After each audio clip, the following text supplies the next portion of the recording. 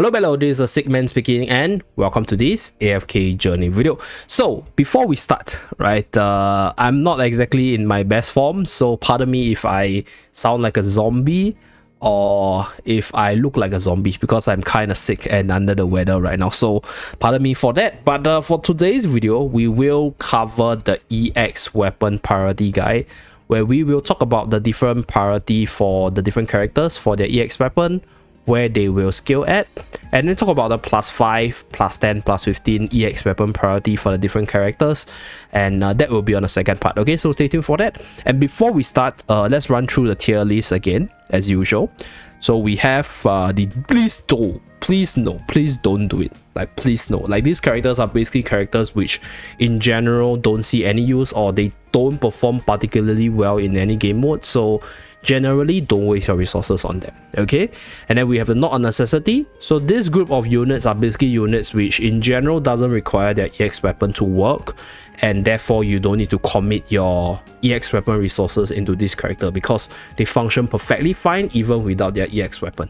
So next we have the PvE Priority. So these characters are there mainly for very PvE centric contents, and investing in their EX weapon will give you an edge in those PvE contents, which I'm going to talk about individually for each characters. Then for the PvP side, these are characters that excels at the PvP side, which are your Arena as well as your Supreme Arena and more future contents to come, for example like Crystal Clash or even Guild Wars moving forward. So these are the PvP priority. And then we have the top tier priority, where these units are like the top tier units that you should go for in terms of their EX weapon, and I'll explain why they are the top tier priorities later on. Okay, so without further ado, let's run through the please no tier first. I put in most of the units for the please no already because in general these characters are just not good, right? These characters are not good anywhere, and investing in their EX weapon will just be a waste of your resources, so don't do it, please no. Okay, so I'm not going to explain too much. These are usually the bottom of the pack. And out of these characters, Nero is a character where there could be some super duper niche use for the PvP side to cast the spirit form on an ally at the start of battle. Used commonly with the hyper carry teams, where you want to protect one of your carries to allow them to survive better. But you don't actually invest in Nero for like other stuff outside for that very niche role of protecting one ally.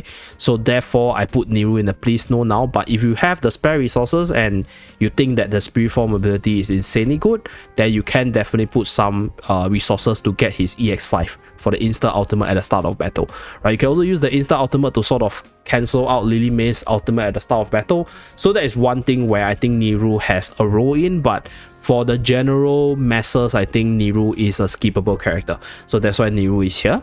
Okay, and if I run through the other characters here, I think that's pretty much it. Okay, so next one we have a not a necessity. So like I mentioned earlier, these characters don't need their EX weapon to function, and most of these characters, they are intermediary characters where you use them in the early to mid game, for example at the very start of the journey, and then as you progressively get the stronger characters, these characters will get replaced subsequently, and that's why you don't need to put your EX weapon resources into them, because they don't get used later on in the story, or they just don't need their EX weapon to function, right? So Antandra and Cecilia, they are the prime examples. You use them for your early game PvE push, and for Antandra's case, you don't even need the EX weapon. Even if you have her tier up, it's just to make her a lot tankier, to let her use her ultimate more consistently.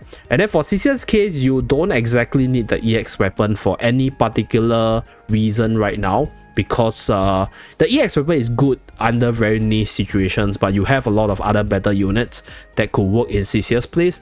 So I don't think it's a necessity, right? If you do intend to push Cecilia up to get her EX weapon, then it will be more for PvE sake, because the EX weapon does have some, I'll say, like a debuff ability, which can be really helpful for certain AFK stages itself.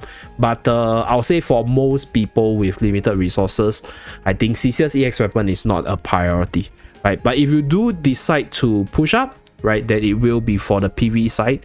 So I think Okay, I guess I can put Cecilia in a PvE priority because she will be a character that I think a lot of newbies will invest in, at least push her to Mythic Plus. So I guess that's for the PvE side. So I'm going to shift her up. But if not, in my case, I don't think Cecilia's a necessity. Then we have Kruger. So Kruger is used for his debuff ability where the additional stats from the EX weapon is more for him to survive. So it's more like the late game endless Dream Realm bosses side. But it's not a necessity as long as your Kruger has enough stats to survive. So therefore, the EX weapon is not a necessity. So next, we will talk about Brutus. So Brutus is another character that doesn't rely too much on the EX weapon. So just gonna put Brutus here. I think Laika is also another one. So I think a lot of the units which are not that important to get them to Mythic Plus or Supreme Plus, they are generally, you know, like not a necessity, right, for their EX weapon. So those units from the list 2 days before on this rank, they are pretty much also on this one. Lucius is another one. So Lucius is not a good character by any means, but if you're using him as an intermediary tank, like Antandra, or for his shielding prowess, I think it's fine.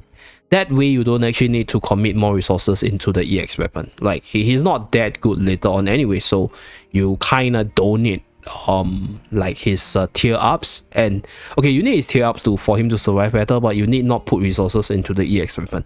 So that's for Lucius. I think I kind of want to put Parisa here, but then again, Parisa's EX weapon actually amps up her PvE prowess for battle juice. So I guess that's pretty much it for like the not a necessity. Okay, so now let's move on to the PvE priority.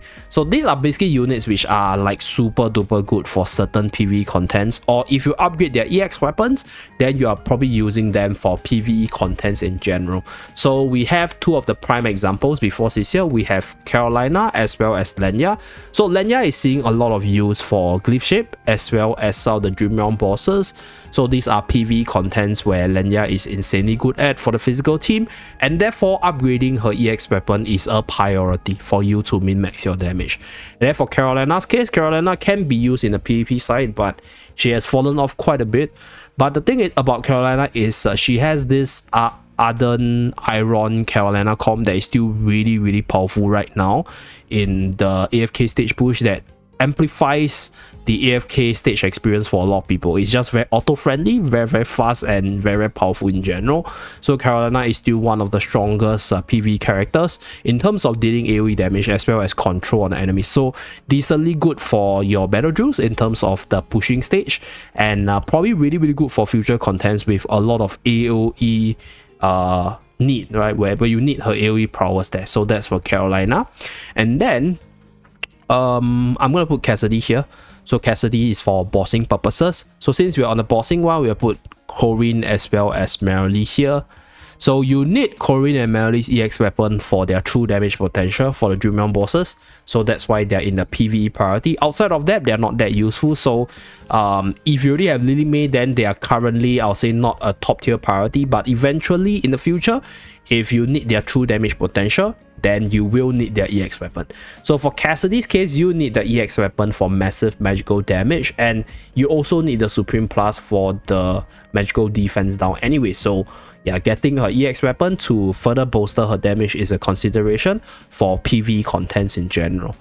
Same thing for Parisa. So Parisa is more for battle drill. Parisa actually ramps up a lot of damage over time, which makes her really good for battle drills, for contents where you need her big AoE power. For example, like certain stages of Legend's Trial or even Dura's Trial, where you need her Flower Bloom to hit multiple targets and then stack the AoE damage on them.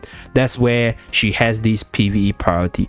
If not, I think if you have very limiting resources, then Parisa's like could be a little bit down for you. But I think for me, I'll put her here because she has helped me clear some of the stages where I think the other Wilders unit couldn't, right? Just based off the massive potential that she can do given the conditions. So that's why she's here. In terms of the other PvE side, I think Lumon. Okay, Lumon is there because of the smoky team. So you need Lumon's EX weapon at least +5 for the control from the EX weapon. This is the value of his EX weapon. So that's why I put him here. Yeah, because you really need the additional control to just buy that little bit of time. So that's why this character is in the PvE priority. Like, it's not a top priority to get the EX weapon, but if you want to use him in the smoky team, it is for the additional control. Yeah. So next, I think with regards to the others, oh, Reese. Yeah. So Reese is, I have mentioned this multiple times. Reese is obviously by no means like any of the top tier characters that you would have think of, but like for example Ravage Realm, this character turns out to do insane damage. You can also use him for PvP as well. You can obviously use him for your AFK stage pushing as well, like just very fringe usage. But I think if you do get his EX weapon up, chances are it's mostly for PvE contents, so that's why he's in the PvE priority.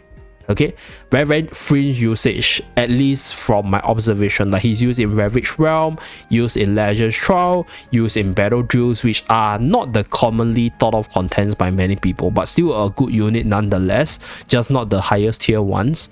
So that's for Reese. I think that's pretty much it for the PvE side.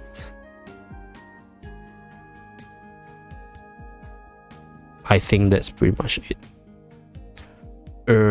Do I have other characters I want to put here? Okay, Tamasia. Yeah, Tamasia for the Iron Armor Stampede. So you need the EX weapon for Tamasia to get the self heal, to increase her sustain, to continuously run over the enemy, to control them. So gotta put her in the PvE side, and Tamasia in the PvP side has been pretty lackluster for me. So yeah, I don't think this character is PvP centric by any means. So that's pretty much it.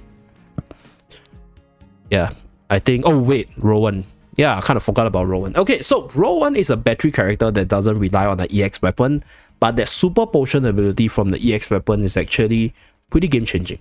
Like right now in most of the deficit teams itself, Rowan is often the healer, the battery, as well as the Starshot spell accelerator. So very powerful AFK deficit push character. Gonna put him in front here with Carolina because of my general usage with him right now. So that's for Rowan, the super potion as well as the defense buff. I guess to a certain extent Florbell. I think Florbell is somewhere between PvE and PvP because like she can be used on both sides. Just in general, I think for Florbell's case, I do see her being used more for your AFK stage push together with Zoo team over her usage in arena.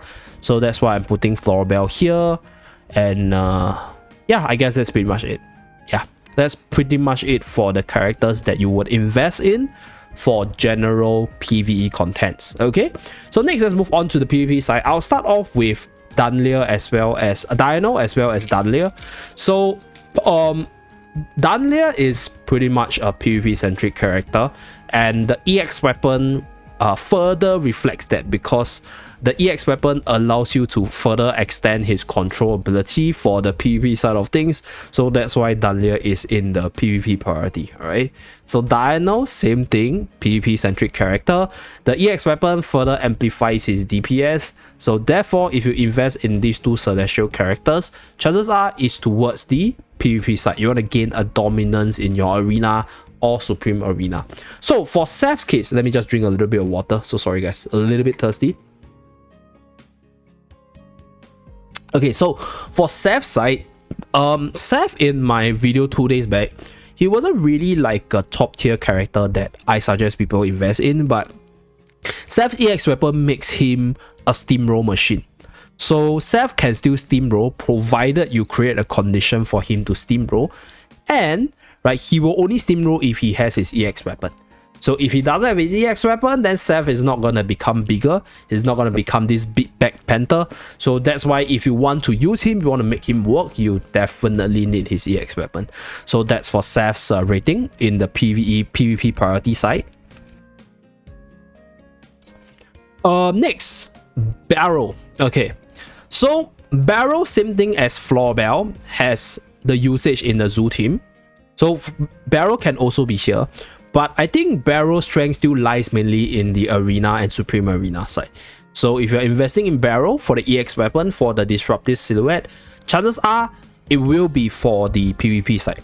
Okay, in the future, right, if Hoshki makes Zoo Team a lot better and he makes Barrel a lot better for the PvE side, then Barrel's positioning or priority will change over time. But right now, Barrel is still one of the strongest PvP character around. So that's why if you invest in Barrel, chances are it's for the PvP prowess. Okay, so let's put in all the assassins: Sylvina, Nara, Vala, as well as, yeah, that's all the assassins. So these 3 assassin characters, PvP centric, you need their EX weapon for them to reach their steamroll potential, similar to Seth.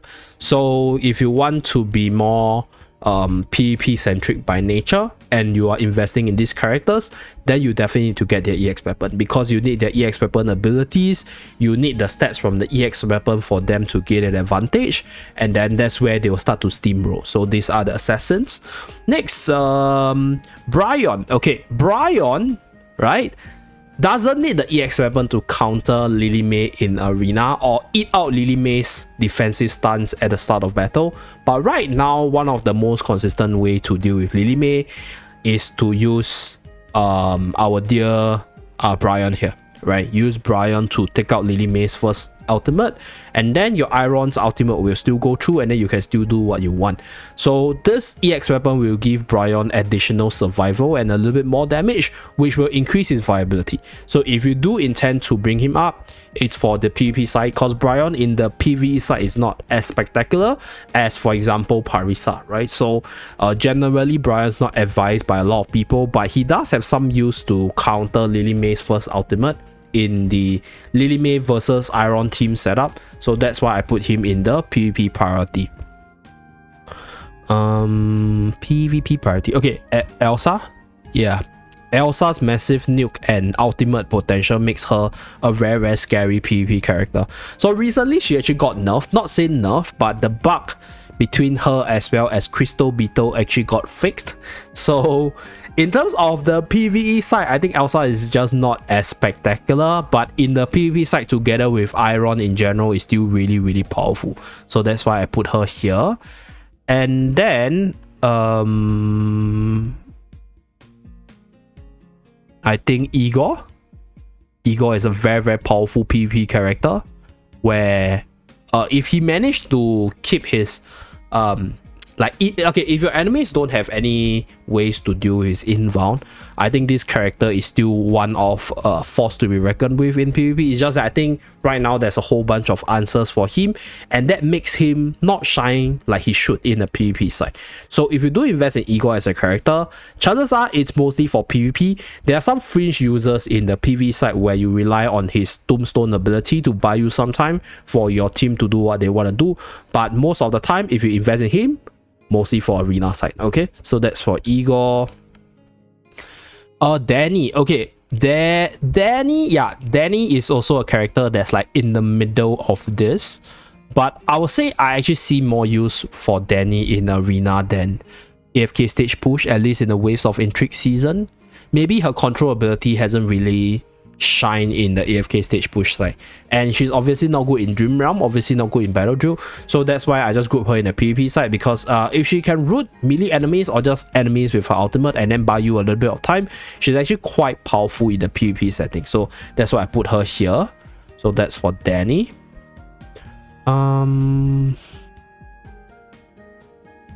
Viperion. Yeah, Viperion is another PvP centric character. So Viperion, Bryon, and Elsa, they are like the PvP centric majors, where if you go for their EX weapon, chances are is to amplify their abilities and give them more stats in PvP. So that's why I put Viperion here. And I guess that's that.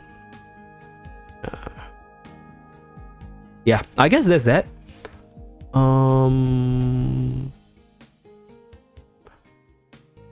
Yeah, that's pretty much it. Okay, so these are the characters which are very PvP centric, and usually if you commit to them or if you build your teams around them, it's mostly for PvP specific reasons, right? Outside of PvP, they just ain't that good. So be prepared. If you sink some resources into them, they might not see more use outside of PvP. Now, moving on to the final tier, top tier. So I think Lilimi and Reina needs no explanation by now. Talked about them multiple times throughout multiple videos. Two of the best characters all around in different game modes, both PvE wise and PvP wise. So they are really, really good. And then the first group of characters I'm going to put up is the Iron package. Okay, so Iron, Damien, our dear Almas, as well as Hewin. Okay, so this is what I'll call the wildest package. Okay, because Iron pretty much top tier for everything. Like you use him for your AFK stage push, use him for your general contents, use him for arena. So a lot of units that builds a team around him or builds a team with him, like Iron as well as Damien, they are insanely powerful, right? And you combine that with Almas, for example, for the instant control ability, super duper insane. Like this 4 units, basically 3 of them, they are brought up here because of Iron's prowess, and Damien's EX weapon gives you that 100 haste, gives you the additional haste at the start of battle, which allows you to accelerate your skills usage and even your ultimate usage, right, to give you the advantage in arena. And even for your general content push itself, Damien is often used as a healer in the event, right? If you don't have Rowan develop, you can use Damien for the haste boost as well as the heals for your wildest teammate right here.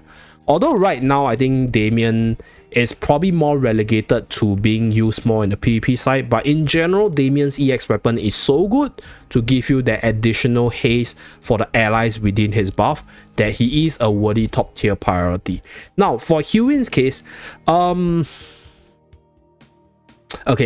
Hewin's case is subjective because I haven't really seen too much of her usage for the Waves of Intrigue early game AFK stage side. But Hewin as a character, with her massive damage reduction, basically when she channels her ultimate, your team will never die.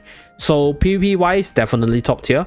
For the PvE side, he's used in contents where you need intense healing, intense sustain for the team, because you need the sustain for the whole team and you need a whole map wide heal to keep your whole team alive no matter where they are positioned. So this is where Damien pales in comparison, because Damien has a relatively small AoE in terms of healing, and for Hewin's case it's much higher in terms of the total healing amount, and it covers the whole map. So no matter where the units are very, very far away from Hewin, she will still be able to heal them. So that's why I put Hewin here. But if you're somebody who has multiple healers like Coco, Smokey, as well as Damien to invest in, then you can actually put Hewin lower in the priority. So I think for this top tier priority, I will arrange the units based on the highest to the lowest on the right side. Okay, so as we run through the characters, we will readjust the positions. So Lilimi, definitely T0 top tier. Reina, definitely T0 top tier. Iron, definitely T0 top tier. So these are all the accomplices with Iron. In fact, I think Almas is a little bit higher because of that instant control ability.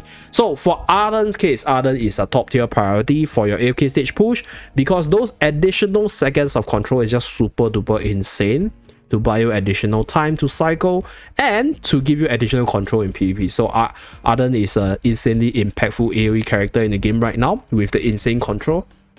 So if I were to arrange these 3 characters, I think Hewin will be the lowest priority in the list, followed by Damien and then Arden. Okay, so these three together, you can mix Carolina in together with Rowan to form a PvE team as well. So that's why the supports, which are Damien and Hewin, they are lower in priority for the top tier priority side.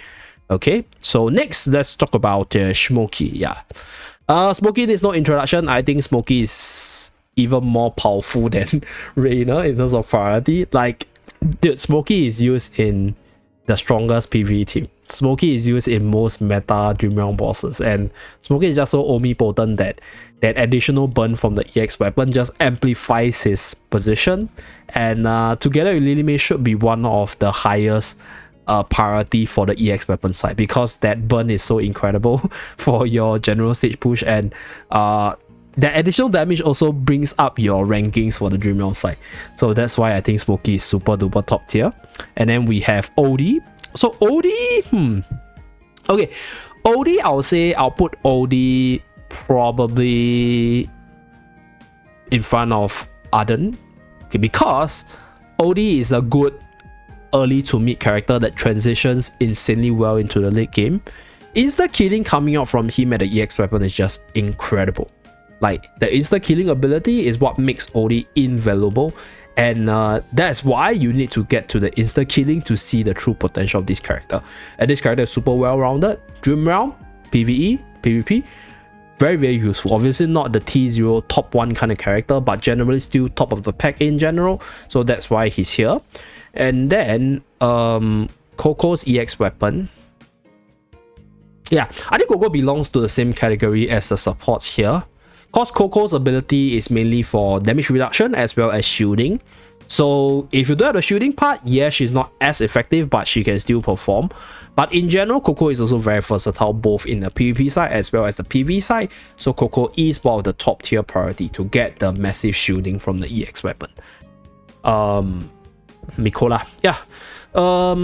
Right now, the thing about Mikola is that I'll put it after Reina. Yeah, the thing about Mikola is that Mikola's strength or her perma buff actually comes in her Supreme Plus ability. So Mikola is pretty much used in most of the meta Dream Realm teams, and probably will be the case moving forward because of her incredible buffs. And you need that Supreme Plus tier to get the permanent sphere duration, right? So this is where you will actually have to jump past Mythic Plus, and then getting the EX weapon for the additional burn is good for you to min-max your damage. So some might argue that Mikola should be in the PvE priority, which I agree, but right now she's pretty much in like every single top tier Dream Realm boss that I think she's worthy of an investment for the EX weapon, just to get you more ranks. Because like, if she's not used in every boss, then I will put her here, because she will be useful like Lenya against some of the bosses, but Mikola's pretty much everywhere right now. So it's just hard for me to not put her in the top tier priority, because I see her almost every single day. So that's why she is, I'll say, like maybe below Iron Almas, because she's not that versatile for PP.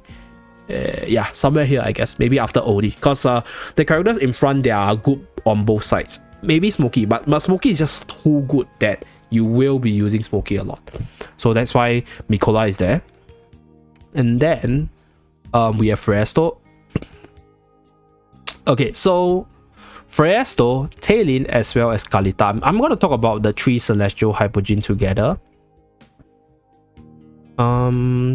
For Freyasto's case, right, Freyasto is actually seeing a lot more use in the PvP side. I think because of the introduction of Dunlia, as well as people wanting to experiment more with different positionings. Because Reina has been pinning down to the arena defense side, but for the PvP side, right, Freyasto is seeing a lot more use. I'm seeing a lot of people trying to make him work, and this character is also decently good for your PvE side. Previously in the endgame meta teams for Dream Realm, so could be the case moving forward. And this character is still really really powerful for your AFK stage pushing side. So one of the top tier priority to get the EX weapon. More specifically, right, you want to get the EX weapon for the stats, and right, if you have the resources, get it to plus 15 for the additional illusion. So that's why Freyasto is here. I think Freyasto is a little bit more important than Coco. Yeah. Taylin's case, I think Taylin is a little bit in front of Freyasto. Maybe behind. Yeah, cause Taylin is strong in PvP. But then like if I mean control is a common thing. So Taylin right now is insanely powerful for your PvE side, for Dream Realm bossing, for some of the bosses, and also insanely powerful for AFK stage push. There's a team which I talk about, which is called the Talin team, that she's insanely good in. So Talin as a whole is just insanely powerful for her usage in all the different contents. So getting the EX weapon to amplify her stats, allow her to do a little bit more damage, give her the additional revive on one ally is extremely helpful. Now for Scarlita's case, Scarlita, right, has always been this character that comes in super duper powerful late into the season itself, because she is a late game messiah character. So right now in the early game, I don't think people are seeing her used that much on the AFK stage pushing side. But in the arena side, her EX weapon to insta-kill stuff is still invaluable. In fact, I will put her over here next to Odie, because in the AFK stage push side, one of the best ways to deal with units like Torrent or Igor is actually with Scarlita, because Scarlita gives you more flexibility in terms of your team build, and she sends Torrent out, right? If you compare that to Odie, Odie kills Torrent and Torrent can still revive, but if Scarlita sends Torrent out, Torrent won't be able to revive. So therefore, she is still very, very invaluable for her ability to just instantly remove any targets. So that's why I put her in the top tier priority. Very, very powerful in PvP right now. Certain usage in the AFK stage pushing side, and has always proven to be a very, very powerful late game character into the season. Okay. So Torrent, okay. Torrent's EX weapon is top tier priority. Like I don't know. Torrent is just so good, right? You need, since we're on the topic of Torrent, today's boss is King Croaker. So if you're watching the video on the date of release, you need Torrent's EX weapon for the additional life to bypass Croaker. So that is already a must, right? And another thing is, there are certain situations where you need Torrent's EX weapon to protect one very important ally. So I think for this, even though Torrent is not seeing that much use, I will put Torrent EX weapon priority on the same tier as Freyasto. Yeah, I'll bring Arden down.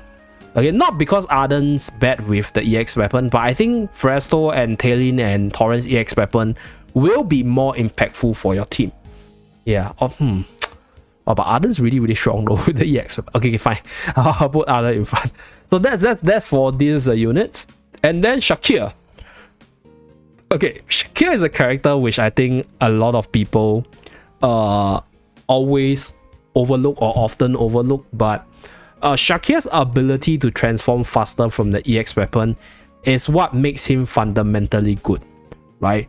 Reduction of energy from 1000 to 800 and then to 700 at EX15 allows him to go into the wolf form, which provide those amazing aura stuff. So he was used in the super duper late game Dream Realm and the Song of Strife side, and obviously this ability is insanely good against the control teams in PvP, so that's why I put him in the top tier priority. However, for Shakir's positioning, I'll say maybe just a little bit better than support, because I think if you are going for Shakir, it's for those purposes which I mentioned, which might not sit well with a lot of people. But the thing is, Shakir is indeed very, very impactful, and right, moving forward, because we'll be getting the frontline spell, which amplifies the ability of frontline centric teams, I'm sure Shakir will come back in the Dream Realm side, because the aura is so good to buff up your team that he will see more use. And therefore, I'm still putting him in the top tier priority side, because his EX weapon fundamentally increases his power level, both in the PvP as well as the PvE side. So next, Ludovic. Okay, Ludovic is questionable. Okay, anyway, looking back, I think I might have overestimated Ludovic. I don't think Ludovic actually needs the EX weapon to really function. Like, I think Ludovic is probably going to be good enough just at the PvE tier. Do I actually need Ludovic for the EX weapon, to be really honest? Okay, fine guys, I'm just gonna put Ludovic in a not a necessity. Yeah, to be really fair, I don't think Ludovic needs the EX weapon, because let me just double confirm his skill set. Give me a moment, guys. Gonna run through the ability, because for Ludovic's case, I initially thought that Ludovic's EX weapon is actually really, really important to do damage, but then nowadays, I think for Ludovic's case, right, I haven't really seen a lot of usage for him. for the general like bossing stuff. So I've seen some people mention about his usage for AFK stage push, which is valid because he's an amazing healer. But if you look at the top tier priority up there, you already have a whole bunch of healers. So like I wouldn't say Ludovic is a top tier priority for me, but he's a good to have addition. And since Ludovic can be used for both PvE and PvP side, I think it's okay, but not necessary. So now I'm looking at the EX weapon for Ludovic. It provides this additional damage as well as heal for the ally. And I think if that's the case, then that could amplify his ability. I think more so in the PvE side than the PvP side. Yeah, because PvP, I think there's just a lot of counters. If we were to base it around the different healer supports on top, I think these supports like Coco, Damien, and Hewin, they're just a little bit better than Ludovic in general for the healing purposes or for like what they want to do, and they have more teams. So therefore, I think I'm gonna put Ludovic down there. I initially wanted to put Ludovic here, maybe a tier after Hewin, but then again, I think probably not. Okay, so next let's move on to the +8, +10, +15, and +5 category. So for this tier itself, I'll start by talking about the +8 first, because I think this is an idea which I think a lot of the newcomers might not know. But +8 is a breaking point for some units because they have some very important stats. More importantly is the haste stats as well as the attack speed stats. For Kruger, for Corin is the haste stats. For Parisa as well as Brian is for the attack speed stats. So these two stats actually amplifies the unit's kit by allowing them to attack faster, use their skills faster, and be more efficient as a whole. So for Kruger's case, as I mentioned earlier, you don't really need the EX weapon for him to function, but getting the +8 gives him the additional haste to cycle through his skills. So if you can get it up to +8, Mythic Plus, more than sufficient. And then for Corin's case, same thing, is additional haste for him to cycle through the skills. Brian and Parisa for the additional attack speed. Brian's case used mostly to counter Lily May for the very first ultimate. So you don't actually need like the level 10 skill. You don't need the +10 skill for him. Although the +10 skill will be helpful to let him do a little bit more damage. So that's that. Same thing for Parisa. So +8 is like I'll say honorable mention. So if let's say you're super duper strained on resources and you want to min-max, right, in terms of getting the biggest efficiency out of the unit, +8 for these 4 units, in my honest take, is more than sufficient. Okay, so next let's move on to the +5 side. So those units which I don't recommend their EX weapon or don't need their EX weapon, they're in the high category. So if I put a unit in +5, it means that the unit is more than feasible at just +5. You don't need to go more.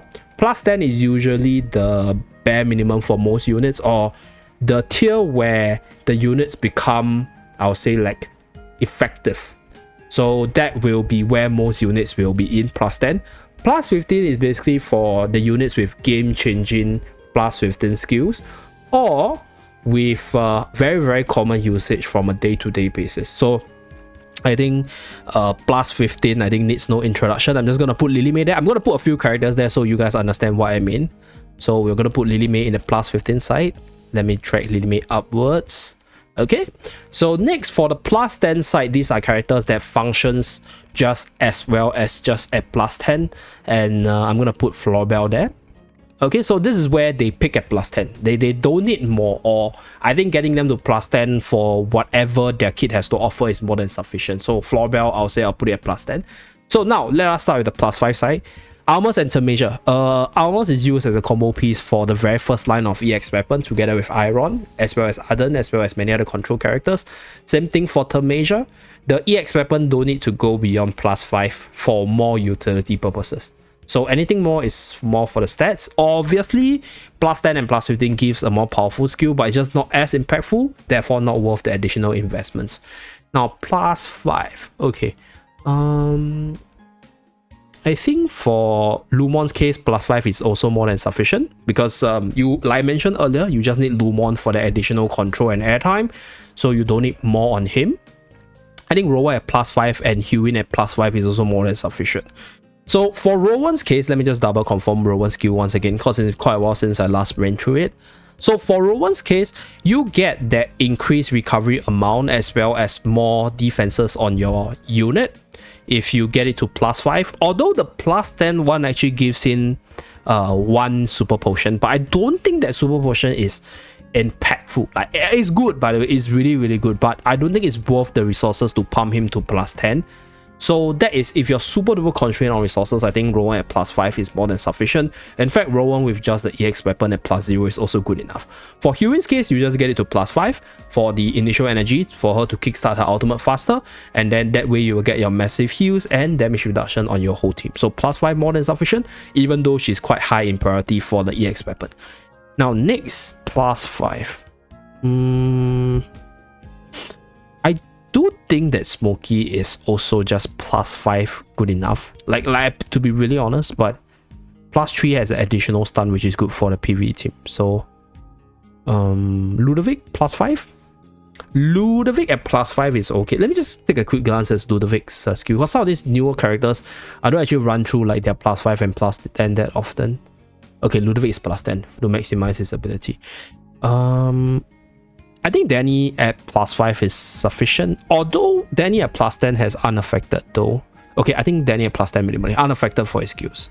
Yeah. Cecilia, yes, Cecilia at +5 is more than sufficient. I don't think Cecilia needs to be more than +5 because Cecilia's utility, like I mentioned earlier, she doesn't really need her EX weapon to function that much, and +5 gives you the debuff at the baseline. So anything more is just additional stats for her to be a lot better. But right now, I don't think CC is seeing that much use to warrant the additional resources to go beyond +5, because the yellow color temporal essence is quite precious. So that's why, since she's pretty underused, I don't think she should go higher.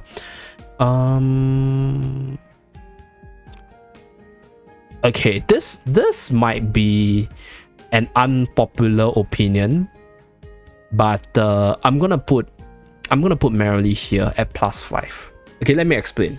Because for Marilee's case, right, Marilee used to be the queen of PvE in the Dream Realm side for the late game side of things, and investing in her EX weapon will give her, okay, maybe Marilee just at a +8. Yeah, okay, so let me explain. Because Marilee used to be the queen of Dream Realm together with Corinne against many of the bosses because of their true damage, but Lily May has sort of taken over that position, and I think Marilee's usage as a whole has dropped tremendously.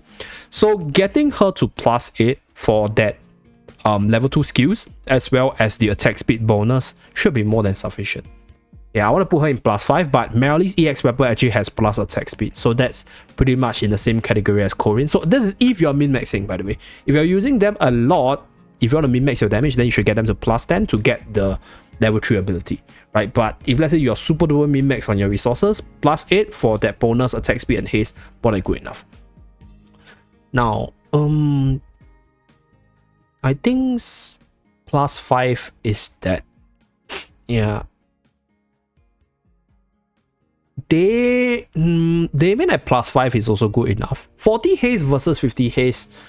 Okay, Damien at +5 is also good enough, because right now, for Damien and Huin, they have a very high priority for the EX weapon, but I think the +5 and +10 skill difference is not that big, because +5 for Damien gives you 40 haste for that one-time buff, whereas +10 gives you 50. So I think it gives you that little bit of advantage in PvP, and maybe a little bit of acceleration at the start of battle, but it's a one-time use, so the overall efficiency is not like that impactful, right, over the course of the battle. So that way, I think +5 is more than sufficient, at least based on what I observe right now. So that's for Damien. I think like the +10 is just not super duper game changing enough that I want to put it in the must-have, you know. So next one, Reese. Reese is a character which I think +10 is worth it, but at the same time, like, Reese is not that commonly used. So the increase in damage, I think, is okay. I think it's okay. Like, I think Reese does get some stats as well for the EX weapon, which I am not very familiar with because I don't have a Reese at a Supreme Plus myself. But I do think that +5 for that additional blast ammo ability is more than sufficient. I think anything more is just for more damage, right? The level 2 and level 3 skill is pretty much the same, just that level 3 is a little bit more stats. So if you're just unlocking the EX weapon for the ability, I think +5 is more than sufficient. Let me just remove this ad. Okay, so that's for the... Okay, so that's for the recite. Let's see.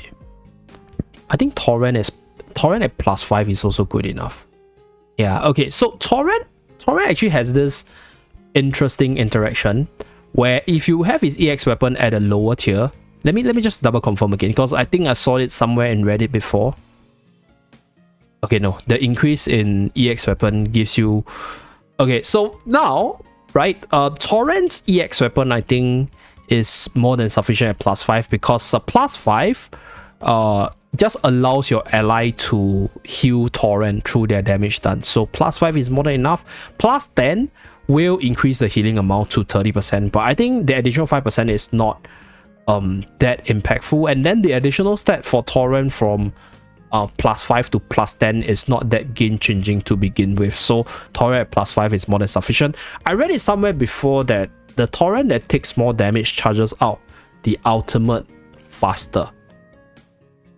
Yeah, so I don't know whether or not that's true, but I think personally for me, Torrent at +5 is more than good enough. Like +10 is just a luxury for just more stats and for like the more heals from your allies. So if you do still use Torrent a lot, you can get him to +10, but +5 is more than good enough. I think that's that. Some people might argue that Smokey is also a +5, but I have to deny, because that stun from Smokey is actually really helpful for AFK stage push. And then for Seth's case, for most of the arena-centric characters, their skill set actually peaks at level 3. Like for example, Seth's case, let me just double confirm Seth's kit again. So for Seth's kit, Seth actually gets more energy per ultimate usage. Yeah, so this way, this energy recovery is actually insanely impactful, because like it's 40 more. So I think Seth is a +10. Yeah. Who else is a +5? I think that's pretty much it for the +5. Oh, Coco, yes. Okay, I'm gonna put the support and the big like top priority character. So Coco, the additional levels just gives Coco more shielding, which I mean is impactful obviously, but the removal of control effect. Okay, wait. Coco 1 is removal of control effect. Okay, no, Coco 1 is definitely worth higher. So I guess Coco is a +10. I think that's pretty much it for the +5. Like +5 are basically characters that function decently well at just +5. You don't need more. So anything more is just for additional stats. And if you use them a lot, then those additional stats will stack up over time, and then that's where it becomes worth it. But if you're super duper limited and you want to min-max your resources, +5 for these characters, more than good enough. Okay, so that's for the +5 side. Let's move on to the +10.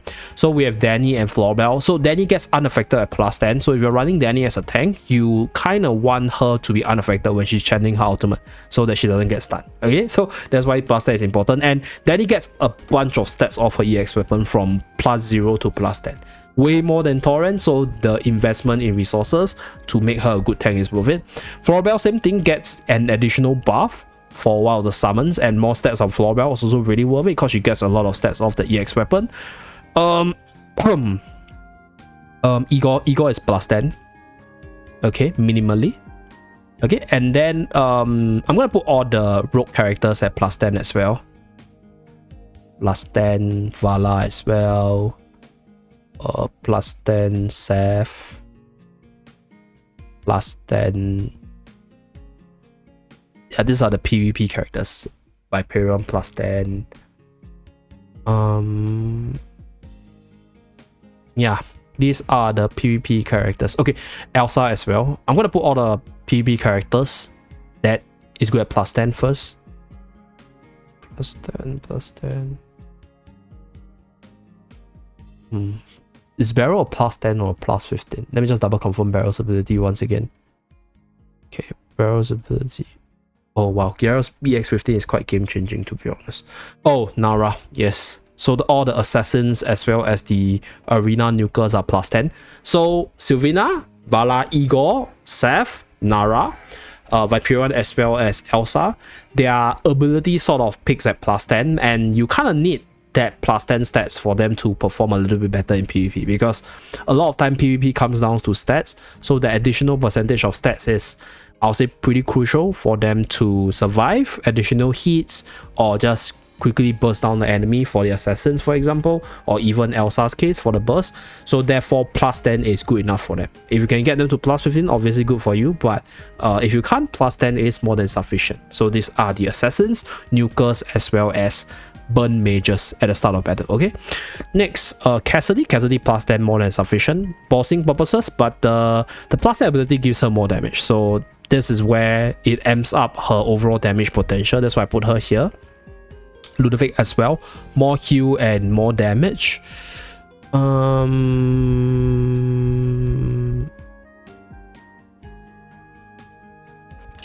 I kind of want to put Iron at +10, but then again, considering how much Iron is used, okay, fine, I think Iron is more than good enough at +10. Yeah, I don't think you need +15 given Iron's ability, because +10 gives you that additional immobilize. But if you consider the fact that Iron is commonly used everywhere, if you have the resources, I would encourage you to put him to +15. But then if you just base it off his ability, +10 is more than sufficient. Yeah, Coco, yes, Coco is also +10 more than sufficient. So Coco gets the removal of control effect as well as additional resilience, which will help your team resist a little bit of control. So that is the +10 ability. So that's why I think minimally, I think Coco is +10. You don't need more. +10 is good enough. Some might even argue +5 is good enough if you don't need to resist control, but there's a whole bunch of control, so therefore Coco is +10 minimally. I think Dandia is okay. Dandia is questionable because Dandia gives quite a bit of haste at +15. But if you use it for the Clemency Charm to prevent the ally from being controlled by the Bell Order, then +10 is more than sufficient. Yeah, really, +10 is more than sufficient. Although the +15 gives additional haste to, but it's only to one ally, so that's only if you're like a massive whale hyper buffing your dino or something. That 40 haste might be game changing. Yeah, if not, +10 is good enough. In fact, even +5 is good enough. Yeah, the thing about Danle is I'm not like super duper used to him, so like my evaluation of this character might be a bit skewed. So I'll just put it at +10 because I think +10 for additional stats as well as that attack boost is good for him.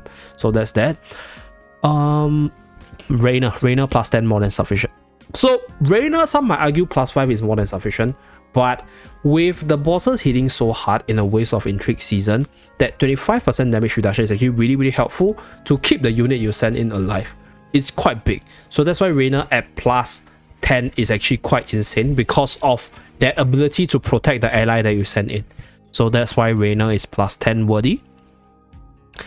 I think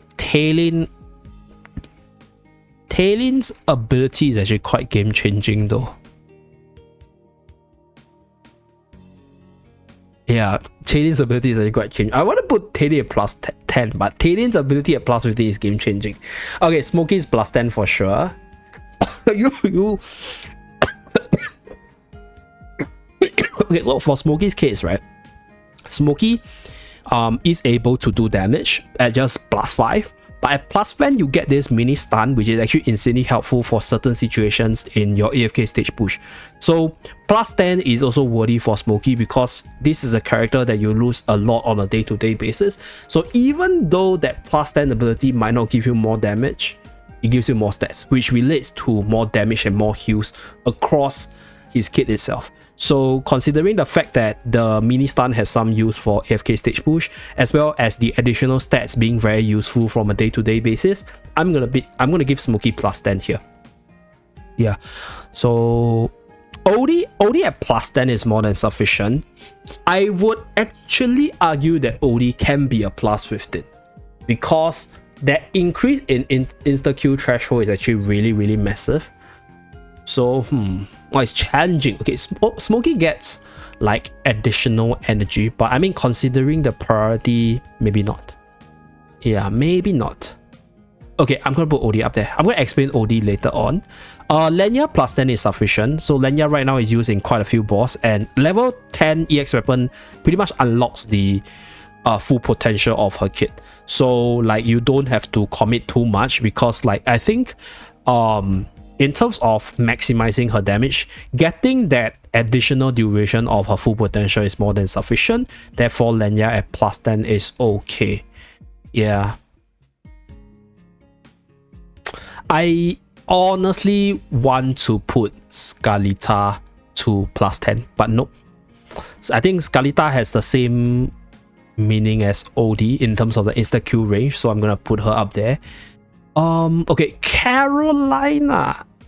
Okay, Carolina is, I'll say, like pretty dilemma, because Carolina gives 5% more of magic defense reduction at plus 15. It's actually quite massive considering the debuff that she can apply on the enemy to give you more damage.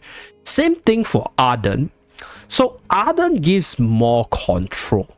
So for Arden's case, Arden gives you control on 2 targets and 0.5 second more, right? Which is actually really clutch in a lot of situations. But I guess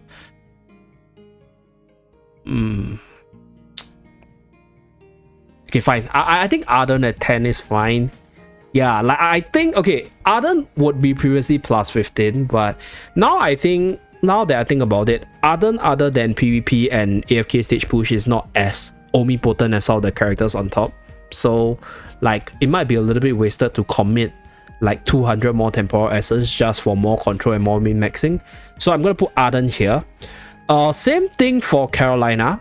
So these two characters, they used to be plus 15 in my honest opinion, because back then there are not that many game-changing characters that they are actually the game-changing ones. So their ability from plus 10 to plus 15, go and have a read, very impactful. Arden is additional 0.5 second road, very game-changing in certain PvP, but right now late game PvP doesn't have Arden. And then for Carolina's case, Carolina is super duper helpful for AFK stage push, but I think plus 10 is more than sufficient. Yeah, the reason why they are no longer up there is because they are just not as game-changing, right, as they used to be in the earlier game itself. So therefore I'm putting them down, not because their EX 15 is not good. In fact, I still think it's super duper good. It's just that just don't see that much usage, or they don't see as much usage as they used to. Yeah, Arden used to be in every PvP team, by the way, not now anymore. So that's that. Now let's put all the Celestial Hypogean up there. So put that up there, put them up there, put them up there, and then we have Shakir up there. Okay, so let me explain. Okay, so Shakir is the lowest priority in terms of plus 15, but he has one of the most game-changing ultimate in a sense. The ability to transform faster at 700 energy is actually really good, right? It gives you the buff faster, it allows him to survive better, and allows him to go into his peak form faster. So based on his current usage, yes, I think Shakir is not as versatile, but based on past track records, Shakir has always been able to go into Dream Realm teams in the later stages, right? In the endless mode, he's always able to find a slot, and Shakir has always been able to find a slot in the PvP side. So plus 15 for him is actually pretty good, just to amplify his abilities. But I think amongst all these top tier characters, he's probably the lowest in terms of the priority for plus 15, but his plus 15 is way more game changing, because being able to get into Lupin Aura or his wolf form ASAP is just what he wants to do, right? So that's why the plus 15 is good. And for the PvP, right, the PvP side, I'm gonna put Barrow as well as Dino here. So these two, they are the PvP gods. So these are for the whales who wants to min-max their PvP. So these two characters, EX weapon is super duper game changing at plus 15, and if you already have them up, you can push them to plus 15 to min-max on their EX weapon ability. Super duper impactful. So that's for Dino as well as Barrow. For Fresto at plus 15 is able to summon his illusion in case the first one die, and obviously being a character that sees a lot of use across different game modes, the additional stats is also useful from a day-to-day basis. Same thing for Tailin, right? Both of them released the same time, and Both of them has the most impactful part of the EX weapon, or I'll say like a decently impactful part at EX 15. So now both of them are also seeing use from a day-to-day basis. So therefore, I'm putting them side by side to each other, pretty high in priority for plus 15. So next, we have Scarlita. Okay, so Scarlita at plus 10 and plus 15. What's the major difference? The ability to send your enemy out at 25% HP versus 20% HP might not sound a lot, but believe me, right? For those of you guys who have encountered a Scarlita in arena before, it is game changing. It is game changing. Like, it's just when you use an ultimate, sometimes that little bit of percentage is just enough to send your whole team flying. That, like, if you want to min-max on Scarlita, getting her plus 15 skill, I'll say it's crucial for you to see that pump and every fly out effect. Yeah, like plus 10 is good enough, but like I feel that the plus 5% is really what makes her like, what the hell, like what happened when you fight against Scarlita. So that's why Scarlita is here. And then for Odie's case, I roughly mentioned, so Odie from a day-to-day basis is still one of the most commonly used character, even though some might argue that, hey, this character at plus 10 is good enough. But right, for Odie's case, that insta-Q ability has always been impactful from the past till now, and the increase in that threshold from 5.7% to 6.2% is actually pretty massive. Like, I think Odie has from time to time helped me push through like all these lower early game dream realm bosses by just insta-killing them, right, at a specific percentage. So being able to increase that threshold to insta-kill the boss faster is actually insanely helpful. And on top of that, Odie is still useful from time to time in arena if you can find a chance to insta-kill your enemy and steamroll from there. So the increase in threshold, I feel, is quite impactful. And combine that with Odie's overall usage in the game itself, like he has always been useful, like no matter when the game is, right? Like in the early game, that he would slowly fade out towards the late game, and then start of the new season, Odie comes back once again. So like for now, I think him at plus 15 is actually still worth it, right? Just for that usage as well as that impactfulness. Then for Lily May, I think day to day, yeah, we see her almost every single day, every other day, almost in every single game mode. So plus 15, definitely worth it. Okay, so for this one, I will link the overall summary on screen right now, and I'll do a simple conclusion before I end off this video. So for this plus 5, plus 10, plus 15, I'll say like opinion, what I would like to say is, if the unit is in the plus 10 side and you do use the unit a lot, like for myself, I actually got Arden, Carolina, and Iron to plus 15 because I just use them a lot on day-to-day basis. Like every single day when you're pushing AFK stage, you're using them. So that's why I upgrade them to plus 15. So if you do use the unit a lot, I think you don't have to follow the plus 15 guideline, right, so closely. Because if you use them a lot, I think putting the resources to get them up to help you have a faster and more comfortable game is definitely worth it, right? But let's say if you're super duper crunch on resources and you really want to min-max, then I think upgrading the EX weapon of those units where they get super duper impactful changes at plus 15 should be the way to go. For those of you guys with lesser resources and you want to be really, really careful with how you spend them. Okay, so that's pretty much it for this video. Hopefully this is helpful for you guys. For those of you guys who have a different opinion from me, or if you have a different take on certain units and you disagree with me, let me know down in the comment section below. For those of you guys who are still contemplating how far you should go with certain units, feel free to comment. I believe there will be some viewers out there who will really help you in terms of the opinion side. If not, that's it for this video. Thank you very much for tuning in. Do remember to like and subscribe to see more, and I hope this video is not too wonky because of my under the weather performance. I'll see you guys again in my next video. Bye guys.